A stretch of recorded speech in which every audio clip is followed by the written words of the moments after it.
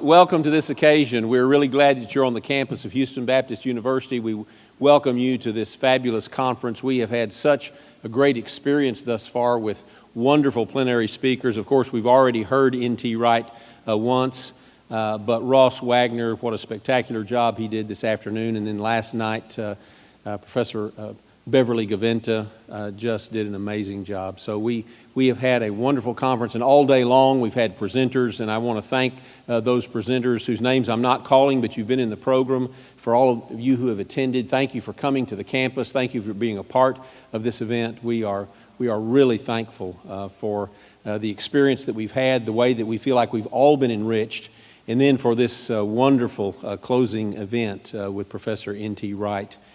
You know Tom Wright already. You know of him through his books. I can tell you maybe a couple of things about him that you don't know, although I can't imagine there's a whole lot that folk don't know. But he is a musician. You can tell that from some of his books. The metaphors and the illustrations often come out of his musicianship. I heard him give a lecture a number of years ago at another university on Robert Barrett Browning, and I thought, I can't believe he is standing up here giving this lecture on Browning, and it was truly amazing. But he is a person of enormous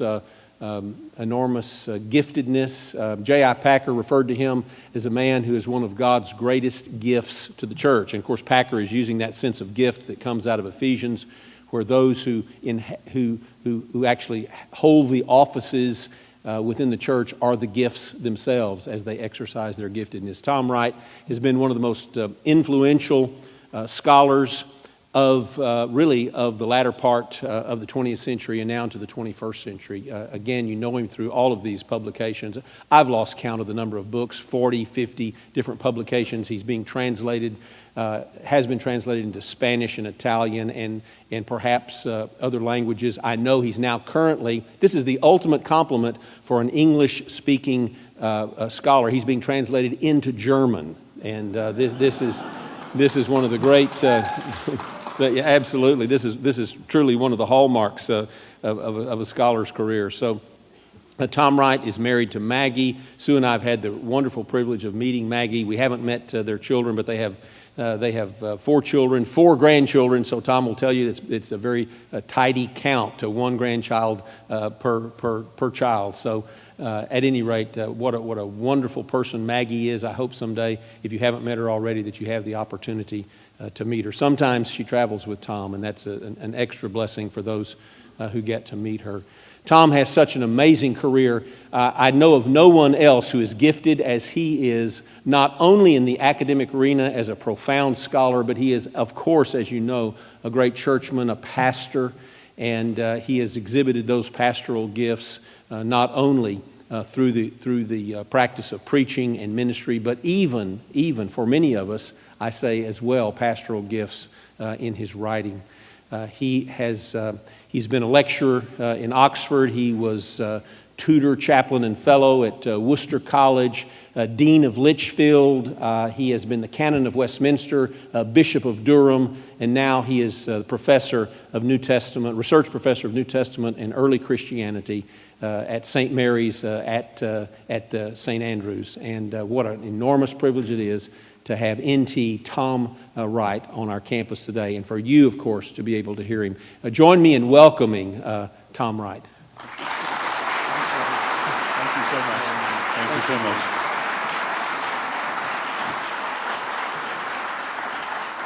much. Thank you so much, Dr. Sloan, and thank you all for your welcome and indeed your hospitality. It's been great fun to be here the last couple of days. And my wife and I do cherish our memories of being with the Sloans some years ago elsewhere, and I'm sorry she's not here now. My wife has actually more or less had enough of bouncing around from one campus to another, listening to her husband saying the same things over and over again. We were in Australia in 2006. I think we were there for 4 weeks, of which 3 weeks was a kind of whistle-stop tour, 2 or 3 days in one city and on to the next. And the last place we were was Brisbane, which is a nice place, and our hosts are very kind. But the very last day of this 3-week hardly stopping lecture tour. I was doing 4 lectures, 2 in the morning and 2 in the afternoon, and I was feeling completely wiped out. In fact, I'm not sure what the last lecture was about at all. I just glanced at my notes and got through it. And as I was doing book signings and so on afterwards, wearily, my wife was hanging around wondering when all this was going to be over. And a lady who had obviously thoroughly enjoyed the day, this was actually, the last day happened to be with the Roman Catholic Archdiocese of Brisbane. And this good Catholic lady came up and said to the Archbishop how wonderful this had been.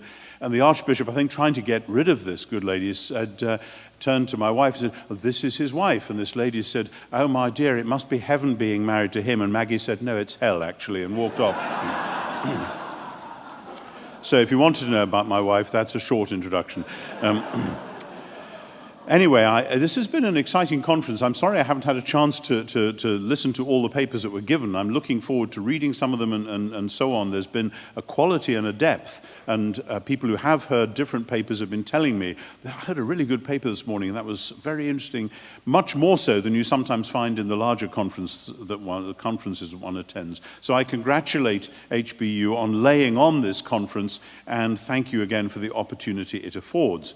My topic tonight is Israel in Pauline theology. There are several complicated problems associated with that theme, and I better mention at least some of the prominent ones as we get going. For a start, there is an ambiguity in the title itself. When we say Israel, do we mean the word Israel? How does Paul use that word Israel, which becomes especially pressing in Romans 9 to 11 when he seems quite clearly up front to use it in two different ways?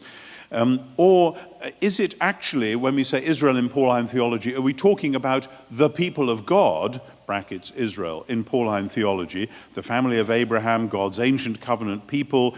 Paul can refer to that larger entity in many ways, whether or not he uses the word Israel, and I'm actually going to take it in that larger way, though being sensitive, I hope, to the way he uses the word. And there are other terms as well, which sometimes overlap and sometimes not. The term Judaios, Jew. How does Paul use that? What distinctions does he make? There are also problems about the fluidity of how we know what a people is. And people have written lots of books on this recently. It's become quite a topic, a subtopic in research, from anthropology, sociology, and so on. There's a fluidity between ethnic origins of a people, geographical location, cultural markers, all sorts of things. All that could happily keep us going a long time. I just want to mention those here to say I'm aware of those issues. I won't actually be able to discuss any of them in detail. More important, I think, in the realpolitik of current scholarly debate, and if you think scholarly debate doesn't have any realpolitik, I congratulate you on your innocence. More important are the two pressures in today's culture, here in the USA particularly, I think, on exactly this question. First, there is an enormous pressure from contemporary relativism. For many reasons, many people are fed up with the smug, apparent isolationism of Christians. We're the people, and everyone else doesn't really count. And many people react against that and want to say, no, actually, all religions are as good as any other. That was an 18th century agenda, and it's still very much alive and with us today. The idea that one religion is better than another, and therefore people ought to convert, people think that's a form of cultural imperialism, and it has no place in a civilized world. And many people, indeed, in the larger guild of biblical studies, have themselves escaped from a narrow and restrictive theology or ecclesiology of whatever sort, and there are many such, and many such people see some sort of relativism as the key that unlocked their personal prison. And they therefore come to questions of Paul and Israel with the strong desire either to find that Paul is quite happy for Jews to stay Jews rather than to convert, or that if Paul did in some sense believe that God was creating a new community of believing Jews and believing Gentiles, then that would be a sign that Paul was guilty of some basic moral or cultural fault. And this current moral stance in our culture, mine as well as yours, but I think even more in yours, is amplified 100-fold with Paul and Judaism with the merest hint or mention of the horrors of the mid-20th century in Europe. As Beverly Gaventa said last night, words like de-Judaizing and supersessionism get thrown around all too easily, and they carry that horror with them, the smell of Auschwitz about them. And such terms often are terms of abuse within the scholarly discourse, and they often get in the way of real debate. However, just because that is an important danger, that doesn't mean that there isn't such a thing as de-Judaizing historical analyses, or indeed supersessionism. Just means we have to be very careful and precise in how we use our terms. So there's the first huge pressure is from the relativist who really wants Paul to say, actually Jews are great and Christianity is a great way of life for Gentiles if they choose to take it up and so on. In other words, let's flatten everything out into the 18th century definition of religion and then we'll stop fighting each other about it. Wouldn't that be good? And so on.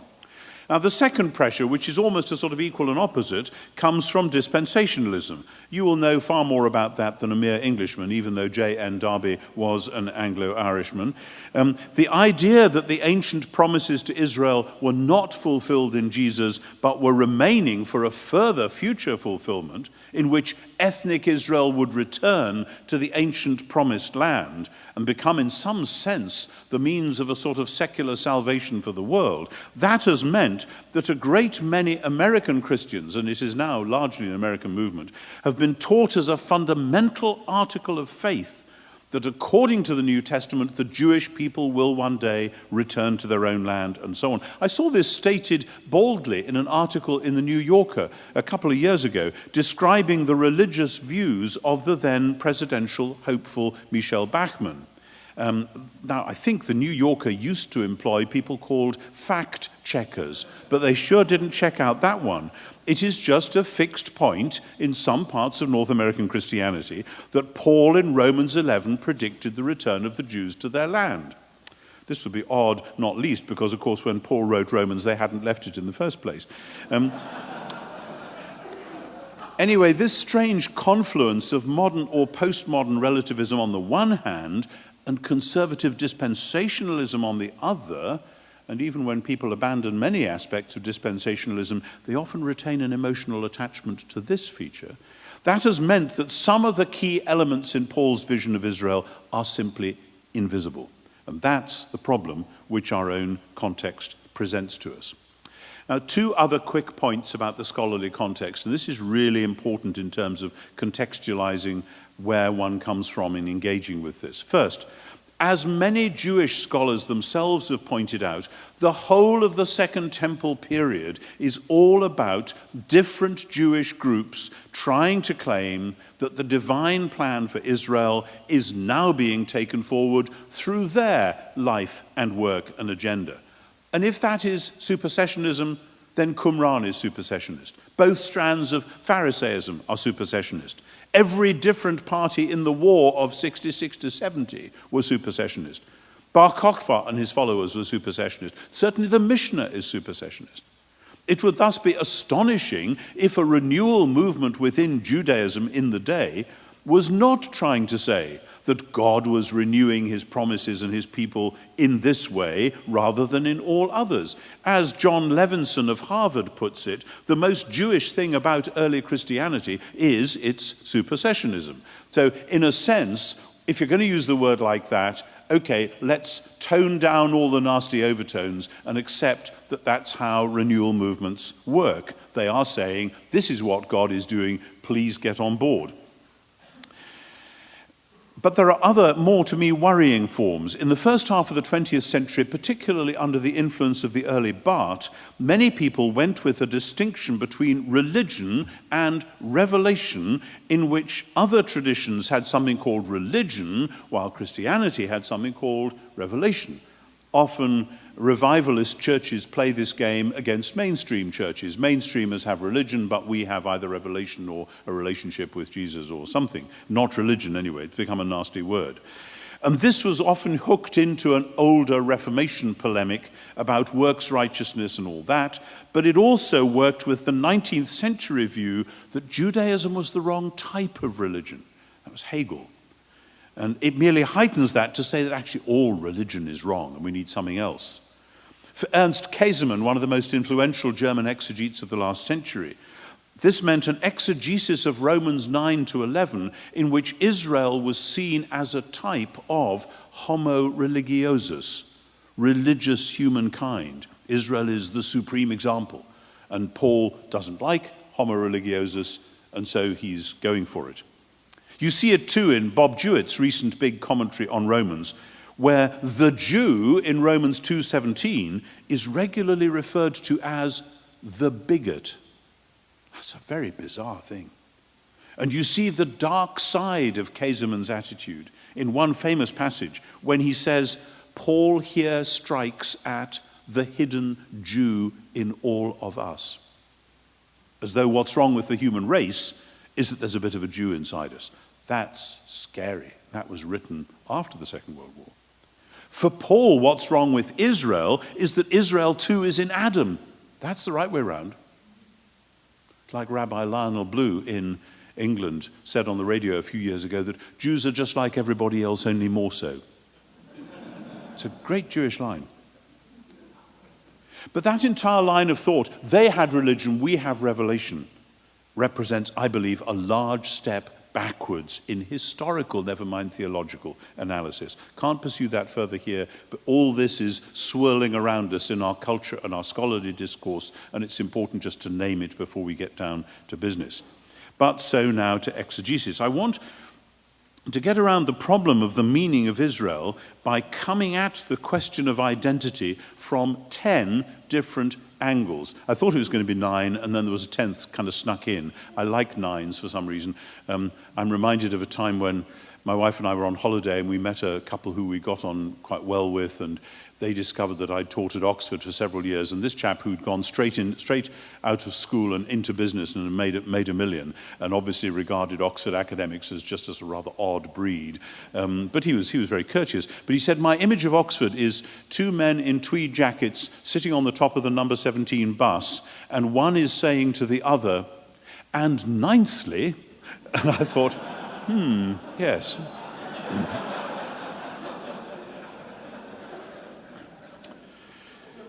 So, I've got 10, there we are.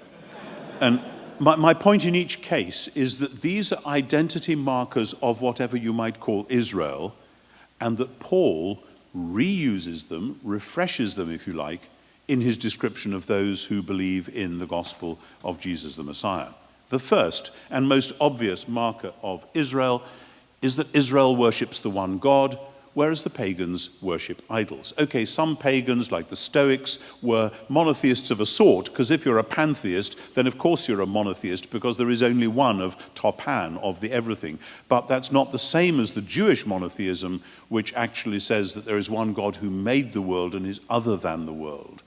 And the Stoics often were quite happy to worship other gods as well, and they just kept their pantheism as a sort of philosophical belief. But anyway, here Paul's view is emphatically the same as the mainstream Jewish one, but also dramatically redefined. For Paul, Christians are monotheists, though that monotheism has been freshly conceived around Messiah and Spirit. One of the classic passages, there's no way I can mention all the passages, is 1 Corinthians 8 through 10, which discusses precisely how to live as Christians within a world that's stuffed full of idol temples and all that went with it. Yes, Paul says, we know that the idols don't really exist and there is no God but one. In other words, we are Jewish-style monotheists and not pagan polytheists. Let's be quite clear about that. But he says, for us, there is one God, the Father, from whom are all things and we to him, and one Lord, Jesus Christ, through whom are all things and we through him. And when you listen to that in Greek, and when you know the Septuagint of Deuteronomy 6, the Shema prayer, you realize that what Paul has done is to quote, "Hear, O Israel, the Lord our God, the Lord is one," and just to expand it ever so slightly, so that inside the prayer of Jewish monotheism, we find Father and Son. Extraordinary. One of the most revolutionary moments in all theology, I think, 1 Corinthians 8:6. But then, it isn't just a detached dogmatic statement sat there at the front of 1 Corinthians 8. It conditions the whole discourse. And after the 3 chapters, with this very Jewish-style negotiation about how you navigate your way around food and temples and all that, Paul quotes Psalm 24, again, classic statement of Jewish monotheism. The earth is the Lord's and the fullness thereof. And in terms of identity, the discussion ends with the highly revealing command, be blameless before Jews and Greeks and the Ecclesia tou Theou, the church of God. Is that a third entity or what? Is it Israel or something else? It's one of those moments where Paul just hints at something without spelling it out. We want to say, hang on, Paul, before you go on to chapter 11, which we're not going to understand anyway, by the way, then we would really like to know what you meant by that. He doesn't. So the first thing is, we're monotheists, not pagan polytheists. And Paul says, yep, right on. That's who we are. The second and equally obvious marker is the Torah. Israel is the people defined by Torah. God gave the law to make Israel his people as a marriage covenant. Not least, the great single narrative from Genesis to Deuteronomy doesn't just give you a string of laws, it tells the story. And the story is not just the backstory. Oh yes, that's how it all began. It is the whole story, because Deuteronomy ends with the covenant passage which says, if you disobey, you'll go into exile, and that'll go on, and then one day, when the Lord God brings you back, you will return to him with your heart and your soul, and he will circumcise your heart so that you'll love him and serve him. And then it goes on to Deuteronomy 32, which Josephus says, interestingly, Moses wrote, he actually says Moses wrote it in Greek hexameters, which is like wild. Excuse me, Josephus, what's that about? But forget that. What he says much more interestingly is, this is a prophecy of things that have happened and that are happening in our own day. In other words, we see Deuteronomy as stretching out Torah so that we live within the long narrative of Torah. It isn't just the backstory, it's the whole story. Now, of course, for generations, the Western Church has read Paul on the Jewish law and assumed that he straightforwardly abolished it, despite his disclaimers here and there. Some who've gone that route have made it part of a larger agenda, trying to rescue Paul from all things Jewish. But the reality is different. When Paul is sketching a picture of the people who belong to Jesus the Messiah, he does so in terms of a strange fulfillment of Torah. Yes, Romans 7 does see the Mosaic law as precipitating a disaster. Sin is able to get a foothold through the law and to bring death. But when the argument turns its great corner into Romans 8, we find Paul saying a string of highly positive things about the law. The thing that sets you free is the law of the Spirit of life in Messiah Jesus. And that's because, he says, God has done what Torah by itself could not. Torah wanted to give life but couldn't because of the flesh. It wasn't Torah's fault. It was the weakness of the flesh. So that when the Spirit does its work and produces the resurrection life, as in 8, 9 to 11, then the Torah looks on and says, yep, that's what I wanted to do. And that's why Paul says, in between those two passages, that the mind of the flesh does not submit to God's law. In other words, the mind of the Spirit, in some sense or other, does. I think that's what Paul meant in Romans 3, 27 to 31, that we don't abolish the law, rather we uphold it. That remains quizzical in Romans 3. I think in Romans 8 you're getting there. And then it all comes to a particular climax in Romans 10, where Paul takes Deuteronomy 30, that very passage which spoke of what's eventually going to happen when God finally does what he's promised. He'll renew the covenant and write the law on the hearts of his people. And he says this law is fulfilled when someone believes the gospel and confesses Jesus as Lord, the risen Lord. He has reported in 10:1 that his heart's desire and prayer to God for his people is that they may be saved. And in 10:6 to 13, he explains how God answers that prayer. It's the new covenant of Deuteronomy 30. That's how God does it.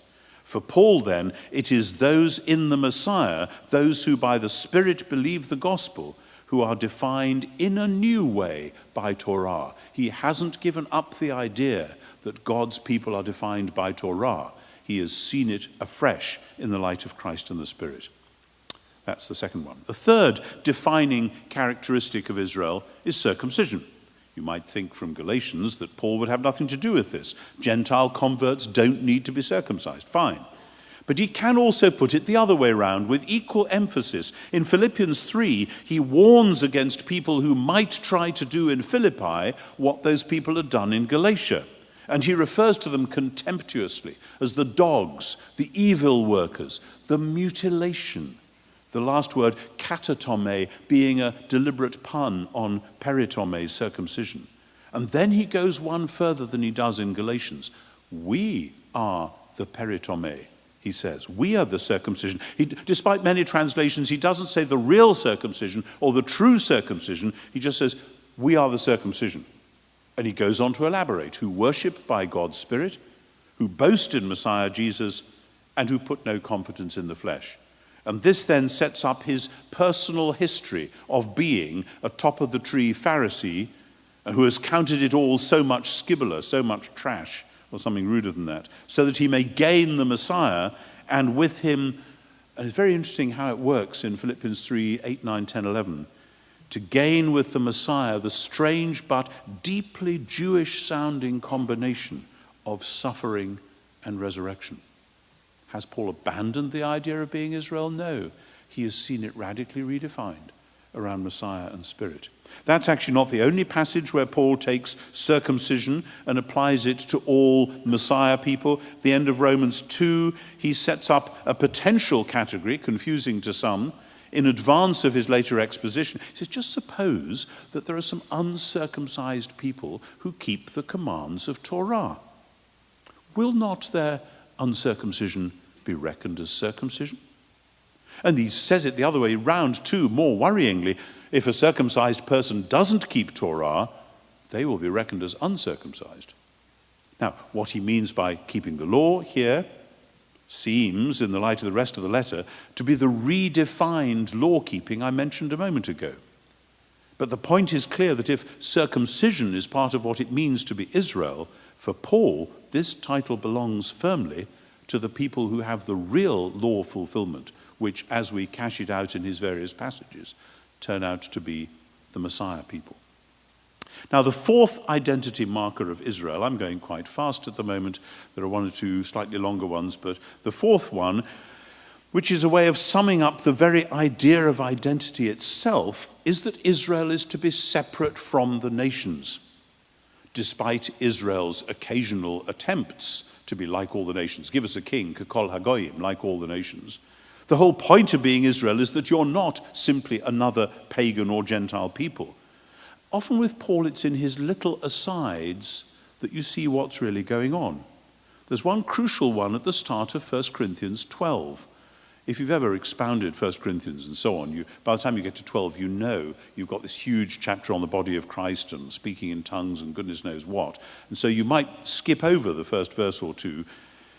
But there he says, raising the issue of ecstatic speech, he says quite casually, you know that when you were Gentiles, hoti ethne ete. Excuse me, Paul, what are they now?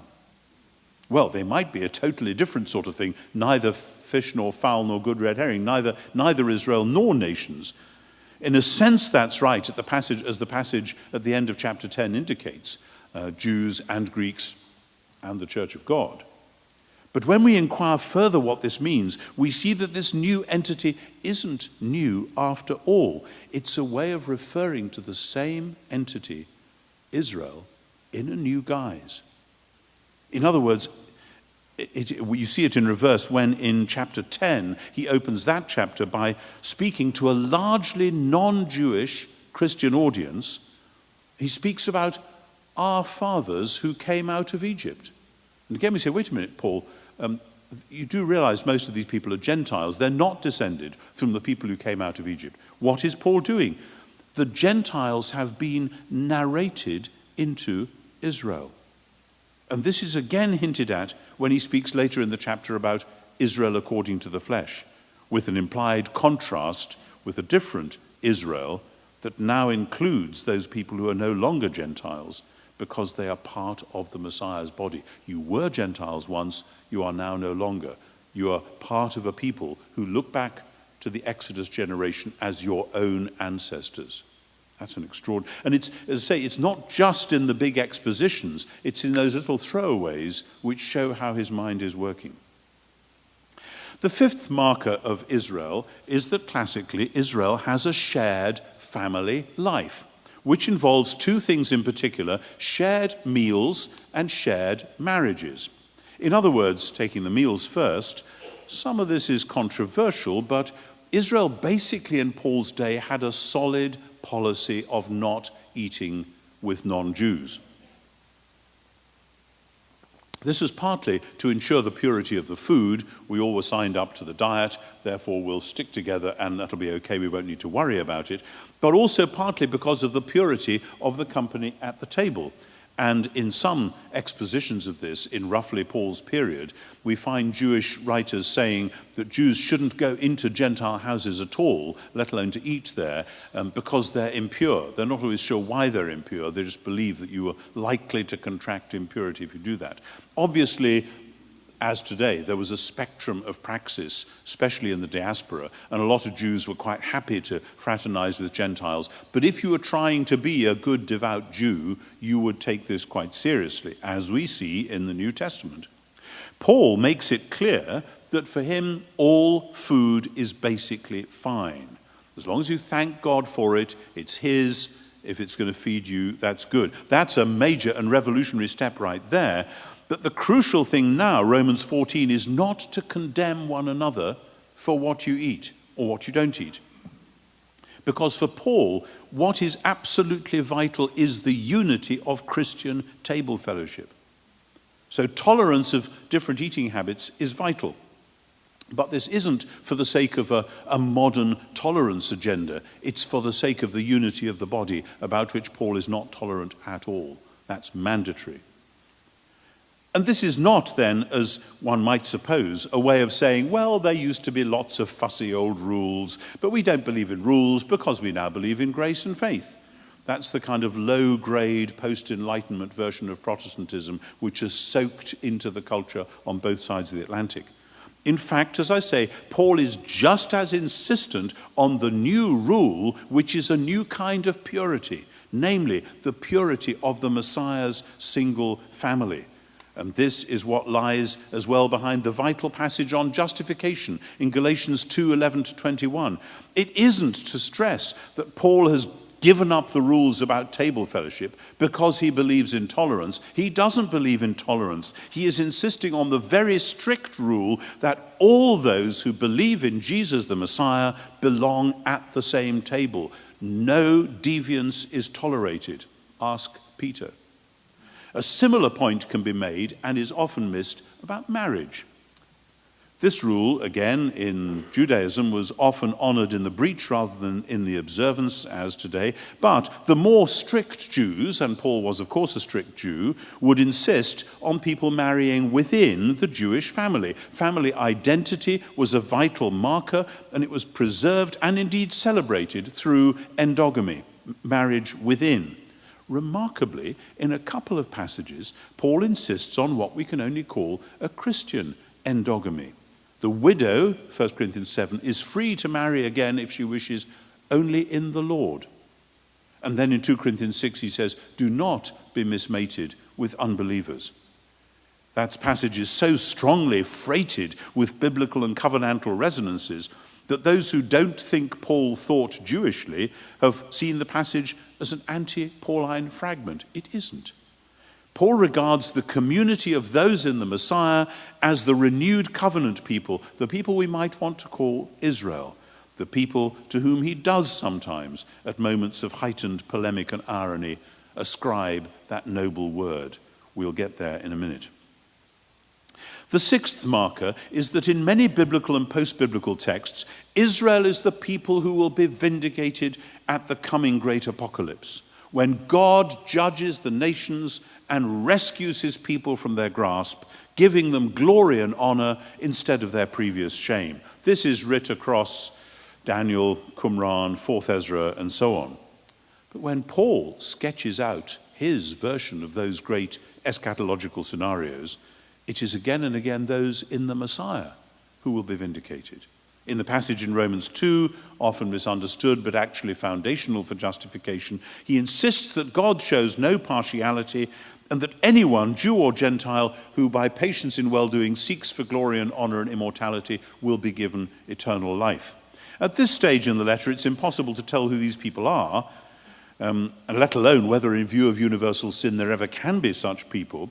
But as the letter moves on, it becomes clear that this is an advanced sketch of a people that Paul really believes do exist. There is now no condemnation, not for Israel, but for those in the Messiah Jesus.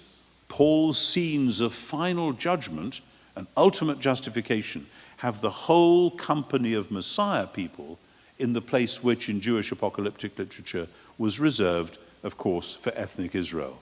The last great paragraph of Romans 8 speaks of the Messiah's people in exactly that way, as those who celebrate in advance the apocalyptic deliverance promised to Israel. That's 6 of my categories. The 7th and 8th are slightly fuller and I think central to Romans and Galatians. The 7th is that Israel is the family of Abraham. The 8th is that Israel is the people who are saved at the Exodus. Abraham first. All discussions of who Israel might be go back to Abraham, naturally enough.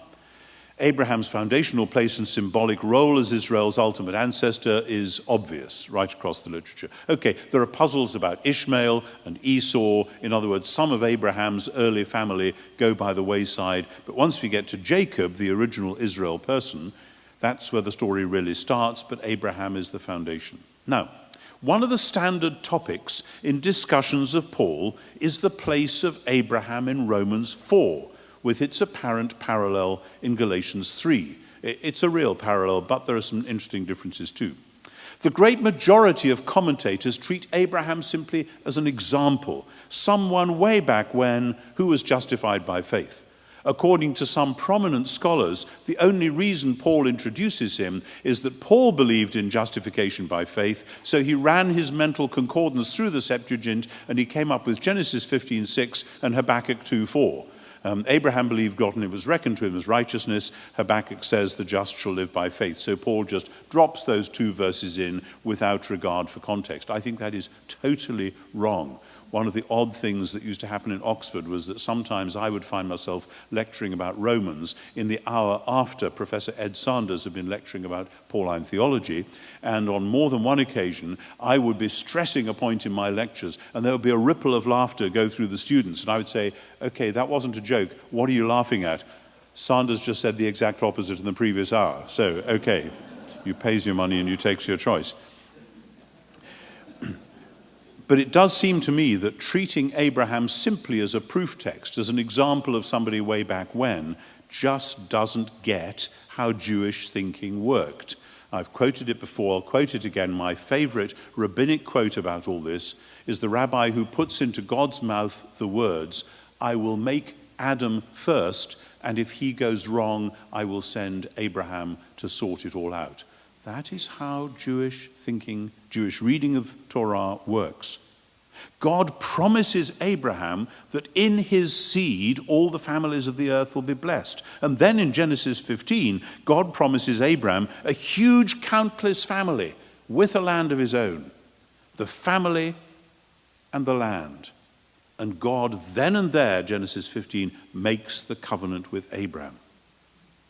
Covenant, land, family. Paul picks all that up. You'd never know it from 2/3 of the commentators.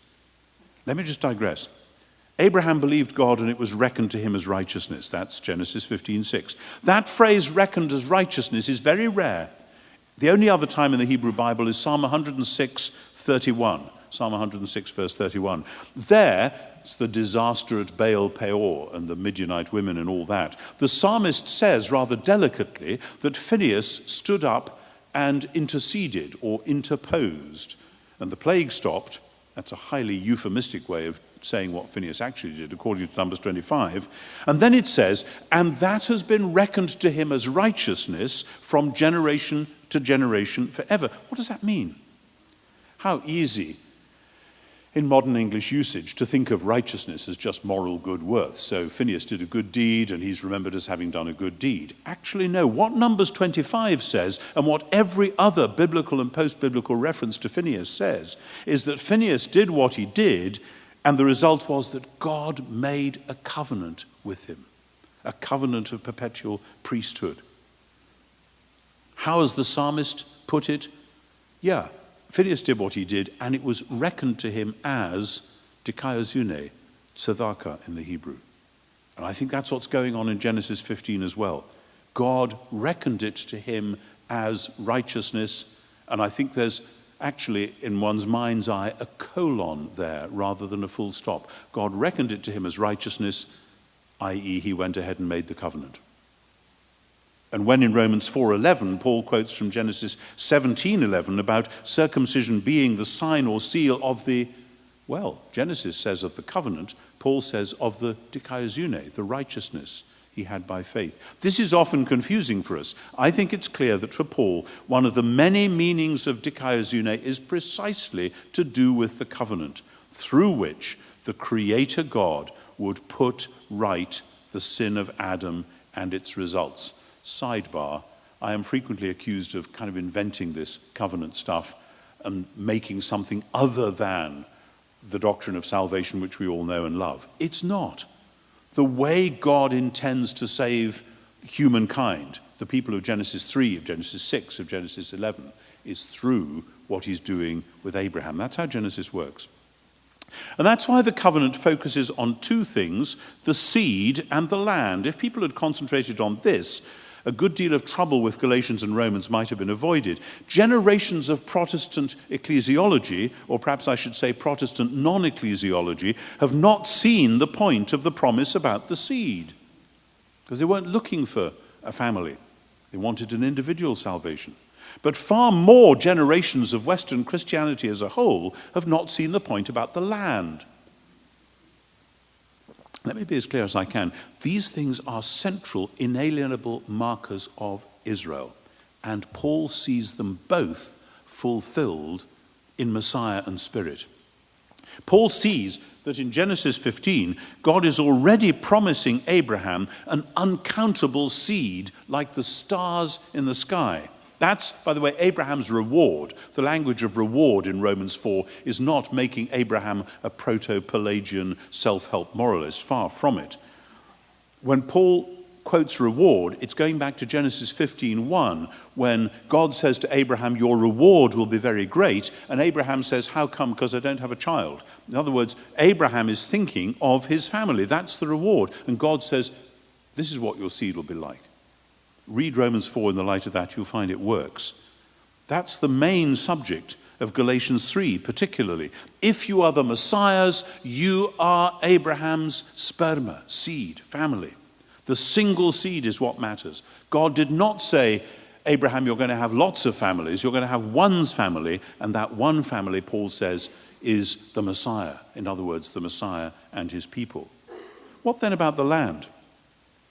For most, as I've said, this has dropped out of Christianity entirely. W.G. Davis wrote a book some years ago on the gospel and the land, and though he had some extremely interesting things to say, one is left with the impression that actually, well, the land was important for the Jews, but then in the gospel it just gets set aside. We are a non-territorial religion. In one sense that's true, in another sense it's profoundly untrue. Back in the heart of Israel's scriptures themselves, we have a great expansion of the Abrahamic promise about territory. Ask of me, says Yahweh to the Davidic king, Psalm 2, and I will give you the nations as your inheritance, your kleronomia, and the uttermost parts of the world for your possession. Similarly, Psalm 72 and 89, variously thereafter. The little strip of territory in the Middle East turns out to be an advance signpost to God's claim on the entire globe. The whole world is now God's holy land. That is why in Romans 4:13, Paul speaks of the promise to Abraham and his seed being that they would inherit the cosmos. And that's why, as the long argument comes through to its climax in Romans 8, the kleronomia, the inheritance, is revealed as the entire renewed creation. How many expositions of Romans have just assumed that the inheritance is heaven? It isn't. It's the earth. As Jesus said in the Sermon on the Mount, always helps to have Jesus on your side, even when you're expounding Paul. There is, of course, much more to Romans 4 and Galatians 3 than this, but I think the point is made. For Paul, the identity of Israel as the children of Abraham, the seed who would inherit the land, has been emphatically applied to those in the Messiah. And though he doesn't spell this out in Galatians, the Spirit is given to be the down payment of that inheritance. as in 2 Corinthians, Ephesians, and Romans 8 itself. The Spirit that through the gospel generates faith and instantiates membership in the Messiah is the advance foretaste of the kleronomia. Paul does not abandon the category of the family of Abraham, he embraces and celebrates it. The eighth marker of Israel as the people of God is also contained in Genesis 15. When God made the covenant with Abraham, he promised him that his family would obtain their inheritance through the Exodus. There's a brief description of the Exodus at the end of Genesis 15. That is, they were going to be enslaved in a foreign land and then brought out with power.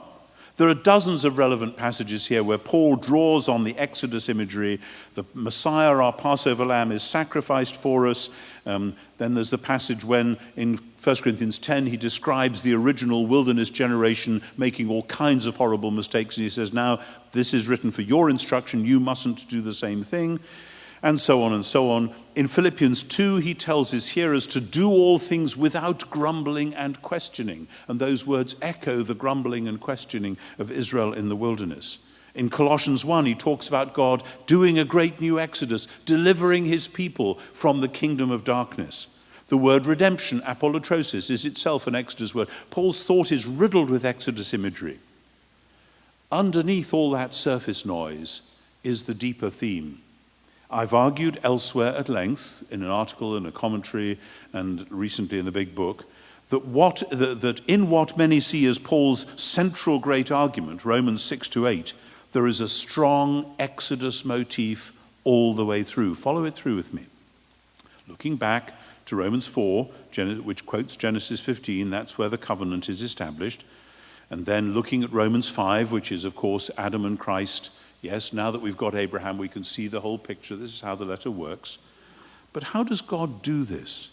How does the Abrahamic promise work out, bringing the seed out of slavery and off to the inheritance? Answer, through the new Exodus, as you would expect. Romans 6, you have baptism, which is described as coming through the waters, which makes the slaves free. That's the Exodus. That's why Paul uses Exodus baptism language in 1 Corinthians 10. But what happens next? Next in the story is the people arrive at Mount Sinai and they're given the Torah. What happens next in Romans? You get to Romans 7, where Paul very cleverly tells a version of the Sinai story so that it overlaps and interplays with a version of the Genesis 3 story. Here in a measure is the heart of Paul's understanding of the plight of Israel under Torah. God called Abraham's people to be the light of the world, the royal priesthood, the people through whom the sin of Adam would be undone. But the people who were bearing the solution were also carriers of the problem. The doctors who were entrusted with the medicine were also infected with the disease. That is their burden and, strangely, their glory. That's how Romans 7 points on to Romans 9 and 10, and 11, but differently. But the point is that Torah, the holy and just and good law of God in Romans 7, cannot affirm Israel as it stands because Israel too is in Adam. So Israel rightly glories in Torah. Read Psalm 119, oh, how I love thy law. But as you embrace Torah, Torah whispers in your ear, sorry, but I have to tell you, you're a sinner. That's why Romans 7 is best seen as an extended exposition of Romans 5:20. The law came in so that the trespass might abound. The book of Exodus is a triumph and a tragedy. Israel at the foot of the mountain, awaiting the gift of Torah, awaiting the great plan for building the tabernacle where God is going to come and live. What's Israel doing? Making the golden calf. Thanks a bunch.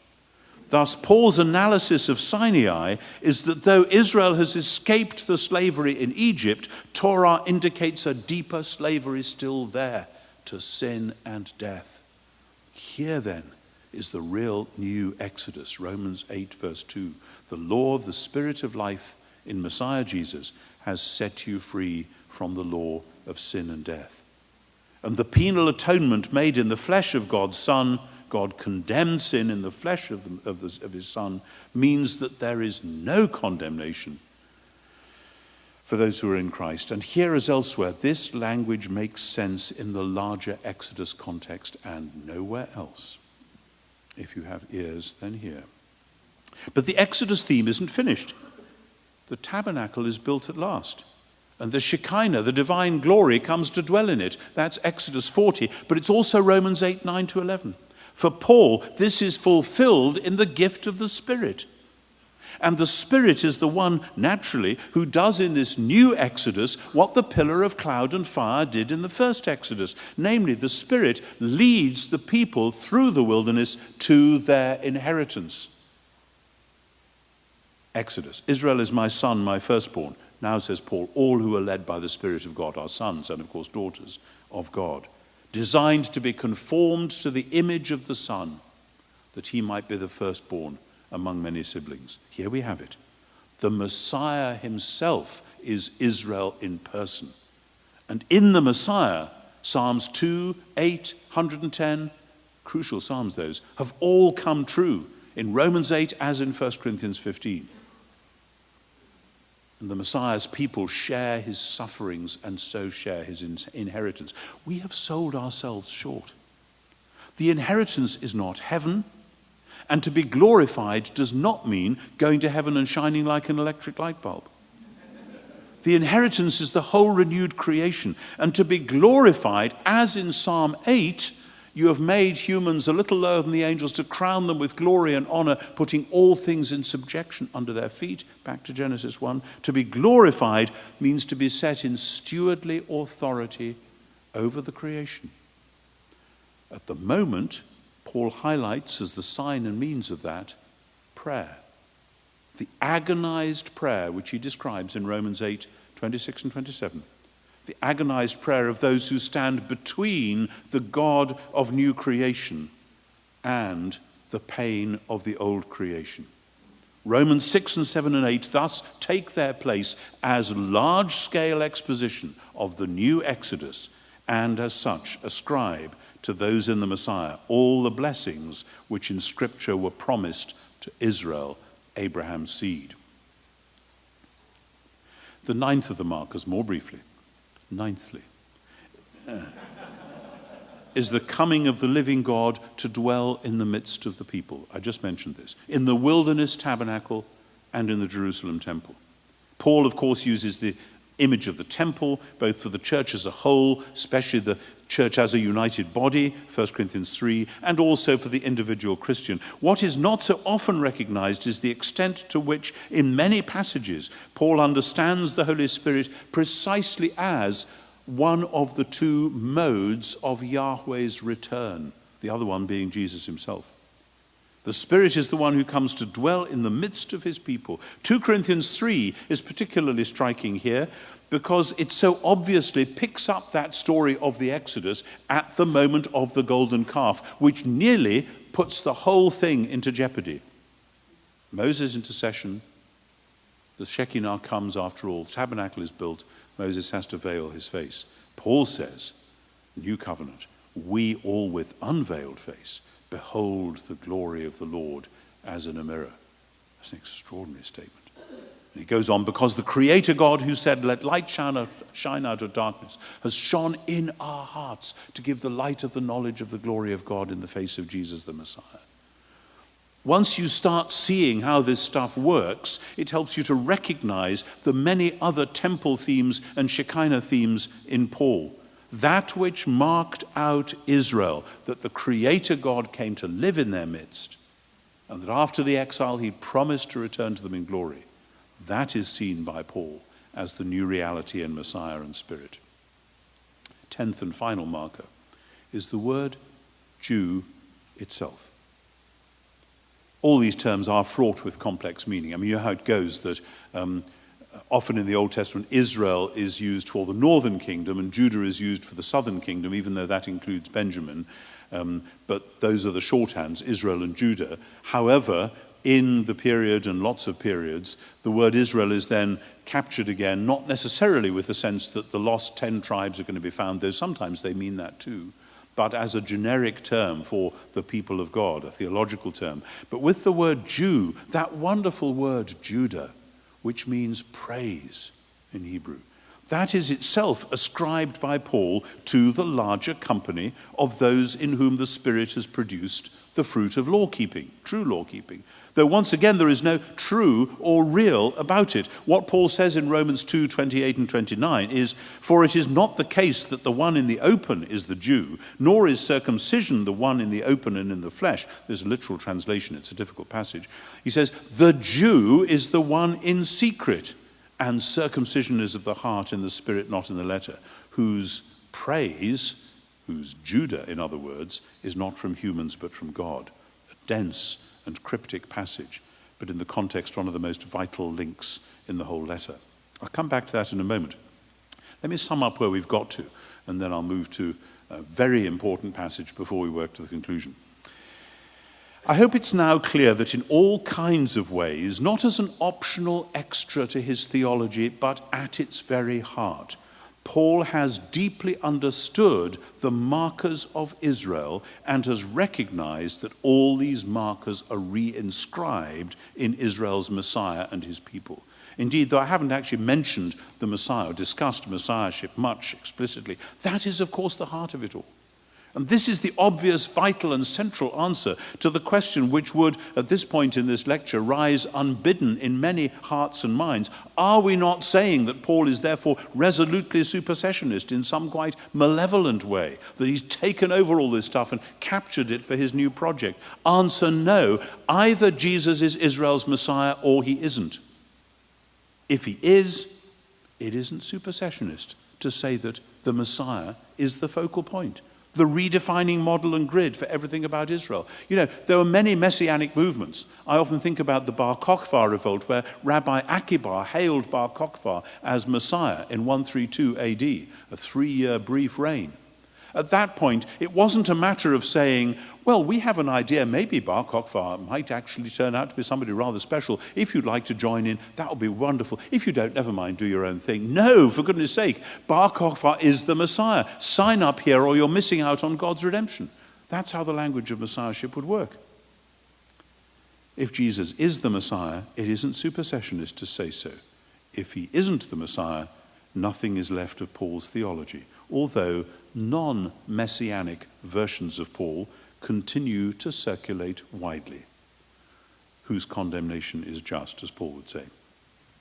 I have not mentioned the truly contentious passages, particularly the two places where, as I've argued elsewhere, Paul uses the word Israel as a polemical redefinition. Galatians 6:16, he calls the church the Israel of God. I think there is no doubt about that. In Romans 11:25, as Ross Wagner and I were discussing this morning, he calls the ultimate church, if I can put it like that, all Israel. Those are polemical redefinitions. Now, the difficulty about those two passages has been, I think, that expositors for many generations have more or less ignored the way in which, in the 10 themes I've studied and perhaps elsewhere, Paul has systematically, thoroughly, biblically, creatively, and completely reworked and rethought the identity of Israel around Jesus and the Spirit. Thus, when commentators have come to Galatians 6 or Romans 11, it has seemed like a new idea. Where's this sprung from? He can't actually have meant that. It doesn't fit with anything. So we'll say that actually he just means either Jews or some subset of Jews. Such commentators have expounded the rest of Paul, perhaps in terms of a Reformation soteriology in which Israel plays no meaningful role, and in which ecclesiology is one of the things you're trying to get rid of rather than one of the things you're trying to understand. To interpret those two passages then as referring to the church always seems a bit of a dangerous stretch. Most, to this day, don't want to do that, partly for the reasons I mentioned at the beginning of this lecture. But if those passages don't refer to the church, then Paul has just unmade the whole theological structure he has so obviously got throbbing through his head and his heart. This is the challenge of Israel in Pauline theology. There is, however, one passage in particular which over the last 3 or so years has struck me as being enormously important and usually either ignored or radically wrongly read. Romans 2:17 to 3:9. Normally that is read as simply, well, we know that Romans 1, 2, and 3 is saying everybody is sinful, and this is the bit saying that Jews are sinful as well. Well, it sort of does, and Paul can sum it up as all humankind is under sin. Okay, but the point of 2:17 and following is quite different. The boast of hoioudios in 2:17 following is not, I don't do that stuff, I'm free from sin, I'll be all right, but rather, we Jews are called to bring salvation to the world. We are supposed to be the people who are the guide to the foolish, the teacher of babes, because in the Torah we've got the form of knowledge and truth. So here we are, Israel. You've analyzed, Paul, the plight of humankind. Well, that's great. And thank God, we, Israel, we, the Jew, are the answer to that plight. That's how it's going to work. God called Abraham to reverse and undo the sin of Adam. Here we are. We got the Torah. We're going to do it. Paul reaffirms that vocation, but the problem, and this isn't a bit of Christian polemic, Paul is just quoting what Scripture says. The problem is that Israel has totally failed, not just that Israel is sinful, but Israel has failed in that mission. Israel's sins have disqualified it from performing this salvific role for the world. That's what 2:17 to 24 is all about. So what is God going to do? At this point, our church traditions normally imply something appalling and genuinely supersessionist. The way most people tell the story is that the call of Israel was God's first attempt to sort things out, and it all went pear-shaped, so God tried a different route, a plan B, by sending his son instead. That is disastrous, exegetically and theologically.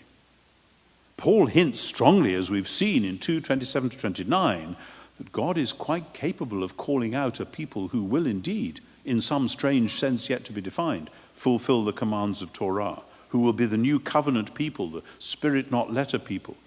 And I hope you see what that means in context. It doesn't just mean that this strange new people are going to be saved. It means that this strange new people are going to be carrying forward the covenant plan for the world's salvation. This is the foundation of Christian missiology, not so much of soteriology. Paul hasn't yet described how this people can exist, but when we get to 10:14 to 17, and he talks about the message going out into all the world, we realize this is how it is to be. Whereas the Jew who had boasted of his vital role in God's saving plan had to hear the word of Isaiah 52, the name of God is blasphemed among the Gentiles because of you. Now Paul declares, 2:29, that there will after all be a true Judah, a people of praise that will come from God himself. That is an astonishing reversal from 2:24 to 2:29. It's not normally noticed. But it goes on. You see, the start of Romans 3 is not, well, so can any Jews be saved? The start of Romans 3 is, so what was the point of there being an Israel in the first place? In other words, anticipating the great questions of 9 to 11, has God gone back on his word? God said he would save the world through Israel. How's he going to do that now? Has he given up on that plan? No, he hasn't. Verse 2 of chapter 3 is absolutely crucial. What if some were unfaithful? Does their faithlessness nullify God's faithfulness? Now, what does it mean to be unfaithful?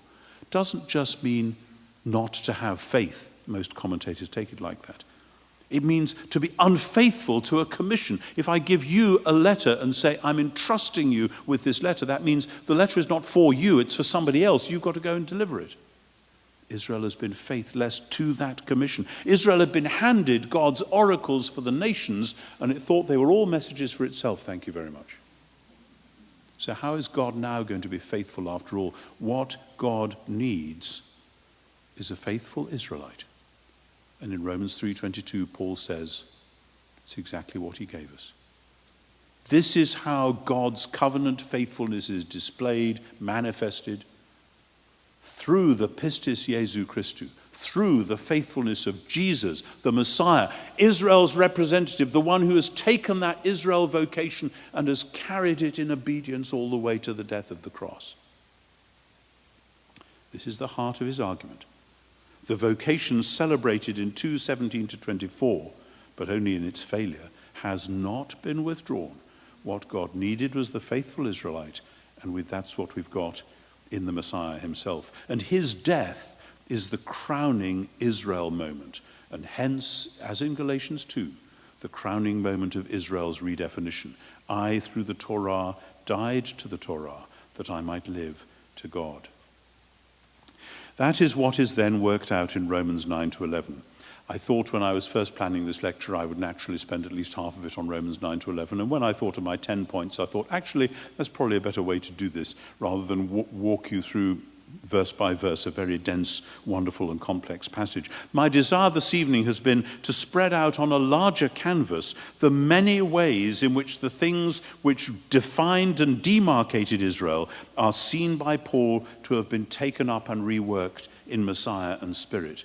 From that perspective, the many remaining exegetical questions and puzzles can, I think, in principle be solved. That's not easy. There are many ongoing problems, not least when people who glimpse only part of the picture think that we're saying that Paul has then replaced Israel. And then they proceed to do the same in a theological move which does away with history altogether in favor of a pure vertical interception or revelation or something. No, Paul remains a deeply Jewish thinker, conscious that what the world needs is the Jewish message that has been funneled down onto and expressed decisively, if shockingly, in Messiah and Spirit, and the Messiah's death and resurrection particularly. The world needs the message about the one creator God and the equally Jewish message about his son who died and was raised to deal with sin and to launch God's new creation, and the equally Jewish message and indeed reality about the divine Spirit who has come to dwell in the midst of God's people as the sign and foretaste that one day the earth shall be full of the knowledge and glory of the Lord as the waters cover the sea. Paul's deeply Jewish theology, radically reconceived around Jesus and the Spirit, is a bigger and more dynamic thing than many schemes have begun to realize.